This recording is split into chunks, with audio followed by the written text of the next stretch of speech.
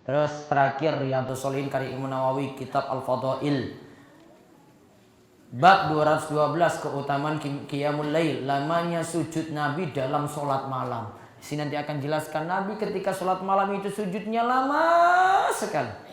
Berapa lamanya? Lihat hadis 1171 berikut ini. Saya bacakan dulu hadisnya. Wa an Aisyah radhiyallahu anha anna Rasulullah sallallahu alaihi wasallam kana yusolli 11 rakaat ta'ni fil lail yasjudu sajadah min dzalik qadra ma yaqra'u ahadukum 50 ayatan qabla ayarfa'a ra'sahu wa yarka'u rak'ataini qabla salatil fajri summa yattaji'u ala shikhil ayman hatta ya'tiyahul munadi li shalah, rawahul Bukhari.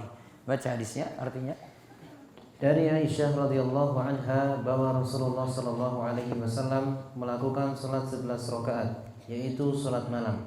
Beliau sujud satu kali sujud untuk salat tersebut seukuran dengan salah seorang dari kalian membaca Al-Qur'an 50 ayat. Berapa ayat? Nah, lagi apa tadi? Kurang menit wicah, ya Allah. 50 ayat. Pinten menit biasanya baca 50 ayat? Ya 15 menit lah Pak Sudar ini ya. Paling bacanya nafas paling seayat gue. Iya. 50 ayat, lanjut. Sebelum beliau mengangkat kepalanya. Dan beliau melakukan sholat 2 rakaat sebelum sholat subuh. Nah, qobliyah subuh. Terus kemudian beliau berbaring di atas sisi tubuhnya yang sebelah kanan sampai datang muadzin kepada beliau. Tubuh sebelah kanan. Ini berbaring sebelah kanan sini, Ji. Nah, yang dianjurkan berbaring sebelah kanan. Yang masih boleh tidur terlentang. Yang tidak boleh tidur, nah, itu nggak boleh. Mau tidur terlentang boleh, tidur baring kiri boleh, baring kanan tadi yang disunahkan. Yang tidak boleh tadi apa? Nah, itu bapak biasanya kui loh Pak. Kecuali apa?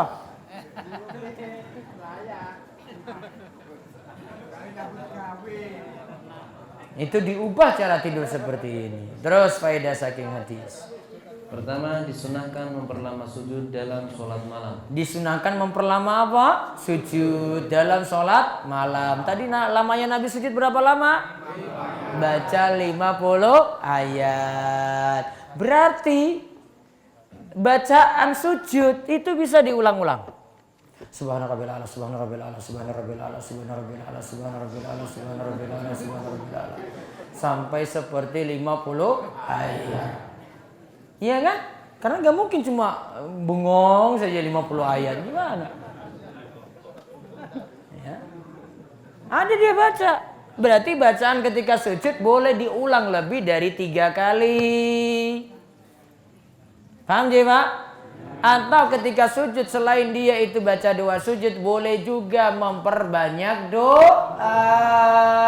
Aqrabu ma yakunul abdu min rabbihi wa huwa sajidun fa aksirud doa. Tempat yang seorang hamba itu dekat dengan Allah yaitu ketika dia sujud. Perbanyaklah doa saat itu. Jadi bisa jadi dia cuma bacaan zikir, terus dia tambah doa, lagi doa, lagi doa, lagi doa, lagi doa, lagi terus. Sampai seperti baca 50 ayat. Terus yang kedua, dianjurkan menjaga 2 rakaat sholat sunnah qobliyah subuh. Nah, sholat sunnah qobliyah subuh berapa rakaat? Nah, ini sama dengan sholat sunnah fajar, Ji. Itu sama, 2 rakaat setelah azan subuh baru kerjakan 2 rakaat ini. Terserah mau lakukan di rumah atau di masjid. Kalau di rumah selama tidak telat takbiratul ihram bersama imam ketika sholat subuh.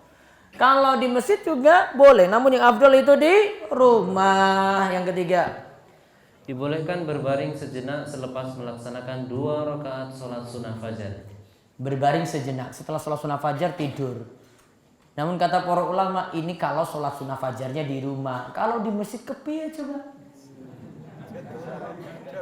Ya kan kata Syekh Muhammad bin Shalih Al-Utsaimin ketika di rumah. Dan ini yang paling mungkin cuma imam sholat, kalau makmum ya telat.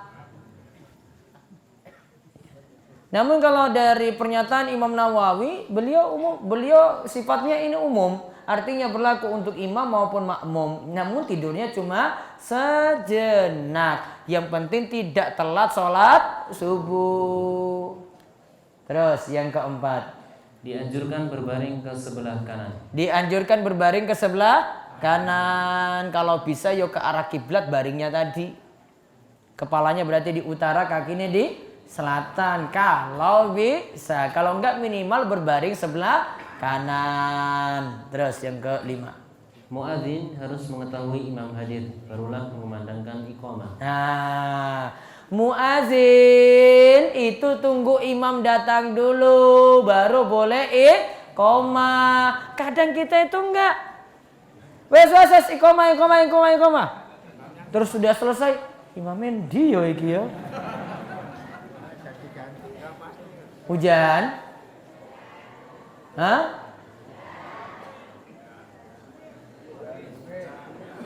Gerimis. Allahumma shayyiban nafi'ah. Mugi-mugi yang belum turun hujan terus segera turun hujan lagi. Coba baca satu hadis dari Abu Hurairah. Dari Abu Hurairah radhiyallahu anhu, ia berkata bahwa Rasulullah sallallahu alaihi wasallam bersabda, "Al-muadzinu amlaku bil adani wal imamu amlaku bil iqamah." Muadzin adalah yang paling berhak menentukan adzan dan imam adalah orang yang paling berhak menentukan iqamah. Muazin itu untuk azan, nanti dia lihat waktu. Kalau untuk iqamah nunggu dulu pak imamnya datang. Makanya bapak ibu-ibu khusus di masjid masing-masing tunjuklah siapa yang jadi imam pertama. Biar tahu nanti, oh pak imam sudah datang, iqamah. Kalau imamnya nggak ditunjuk-tunjuk, coba mau nunjuk siapa coba nanti?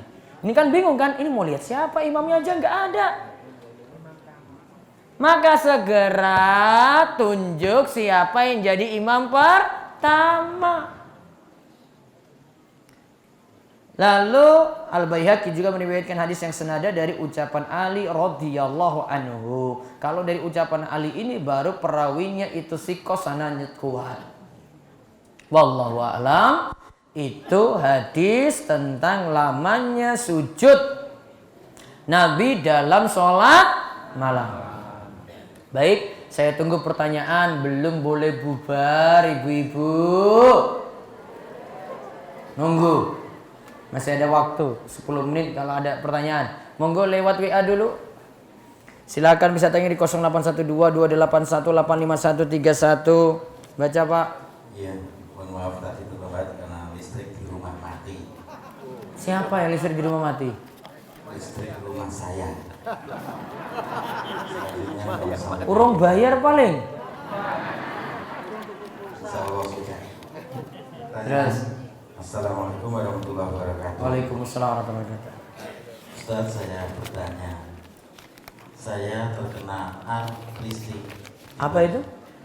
Artritis Apa di itu? bagian kaki. Oh, penyakit. Sehingga terkadang susah untuk bergerak. Iya, terus. Untuk sholat, apakah bisa tayamum? Karena terkadang untuk bergerak susah, masih bisa bergerak sedikit, berjalan tetapi terkadang susah sekali. Usahakan tetap wudhu dulu.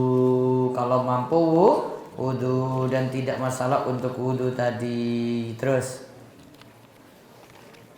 Assalamualaikum warahmatullahi wabarakatuh. Waalaikumsalam warahmatullahi wabarakatuh. Jika kita membeli barang untuk kantor dan membayar sesuai harga perjanjian, tapi dari toko saya mendapat bonus. Yang mau saya tanyakan, apakah uang bonus tersebut halal atau haram?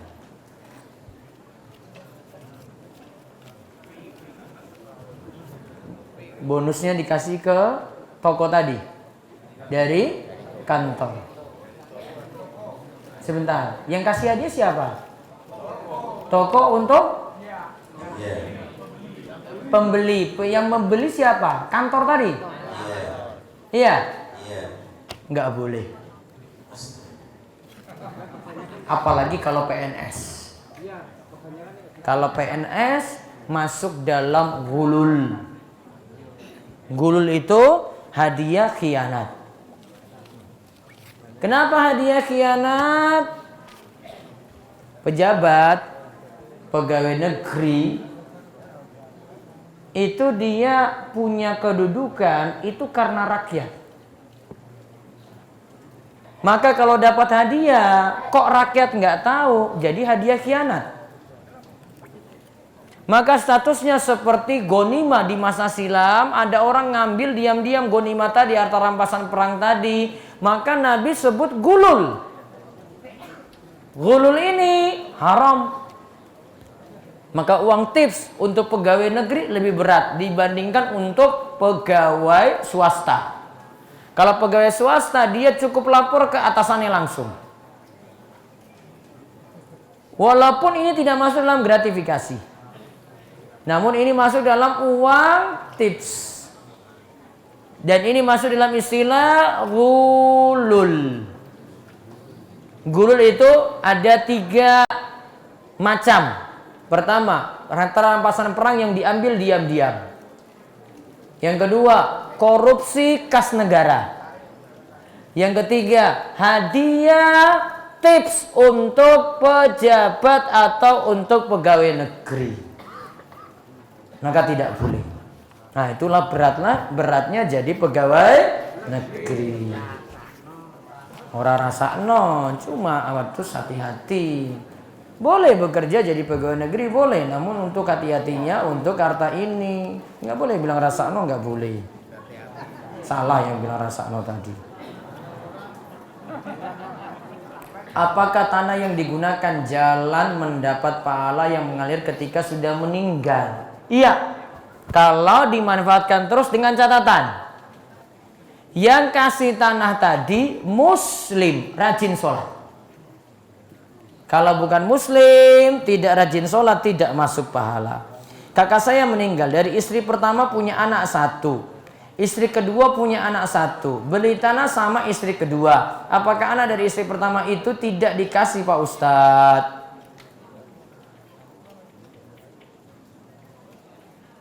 Yang meninggal kan kakak. Maka anak dari istri pertama tetap dapat waris. Apa boleh langsung mengutamakan aib keluarga, mengutarakan aib keluarga ketika melamar supaya calon mertua merasa tidak dia bohongi, atau supaya tidak kecewa? Misal ayah saya tidak sholat, ibu kerja di lembaga riba, dan ayah ibu pisah ranjang. Saya jarang bergaul dengan warga dalam acara mungkar. Kalau tidak ditanya dan ini tidak urgen untuk dijelaskan, maka tidak masalah kalau tidak dijelaskan. Namun kalau ditanya dan perlu untuk dijelaskan, maka tetap jelaskan. Mendoakan orang tua yang sudah meninggal, baik yang mana? Datang ke makam atau doa dari rumah? Boleh dua-duanya. Pada gerakan sholat pada salam, apakah telapak tangan harus dibuka? Tidak.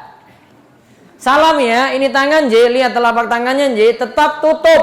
Setelah tahiyat tetap tutup. Assalamualaikum warahmatullahi, assalamualaikum warahmatullahi. Bukan assalamualaikum warahmatullahi, tutup. Assalamualaikum warahmatullahi, tutup. Nah, buka tutup kayak begini tidak ada tuntunan. Apakah membaca surat Al-Muluk dijamin masuk surga? Belum tentu.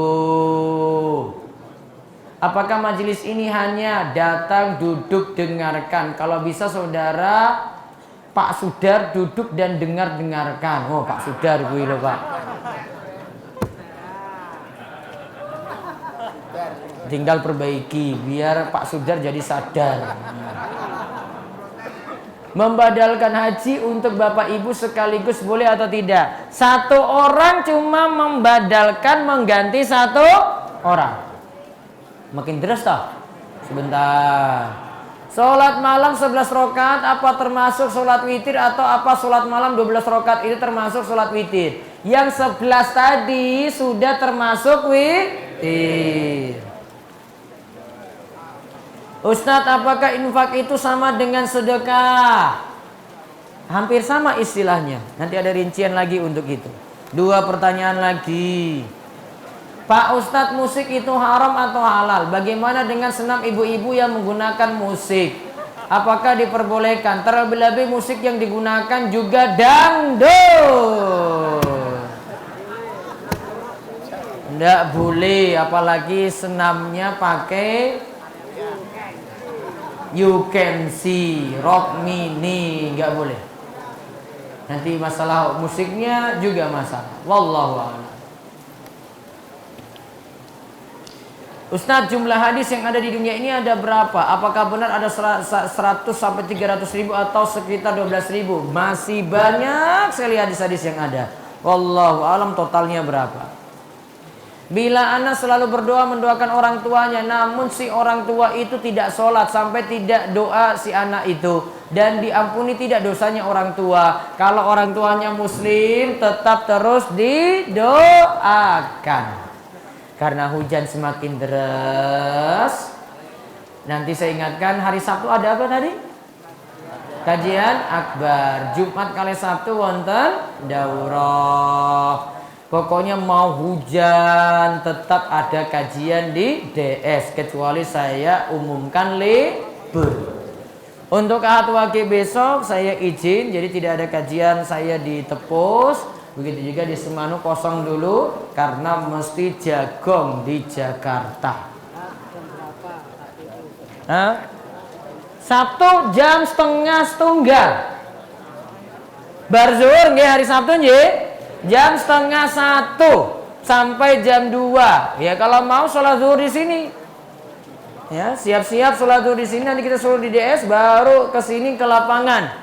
Nanti ada pembagian pakaian, layak pakai, insya Allah masih ada dari sumbangan saking Jakarta, Surabaya masih banyak, nanti bisa dibagi. Demikian kita cukupkan. Mugi-mugi manfaat lan bawa berkah. Allah terus jaga kita dalam kebaikan, diberi taufik untuk beramal soleh, dan Allah berikan hujan yang penuh berkah dan penuh manfaat, menyuburkan tanah-tanah kita, memberikan hasil tani bagi kita yang penuh berkah, dan mugi-mugi kita dapat berkah ilmu dan amal serta istiqomah. Kita tutup kalian doa kafaratul majelis. Monggo. Subhanakallahumma bihamdika asyhadu an la ilaha illa anta astaghfiruka wa atubu ilaik. Walhamdulillahirabbil alamin. Assalamualaikum warahmatullahi wabarakatuh.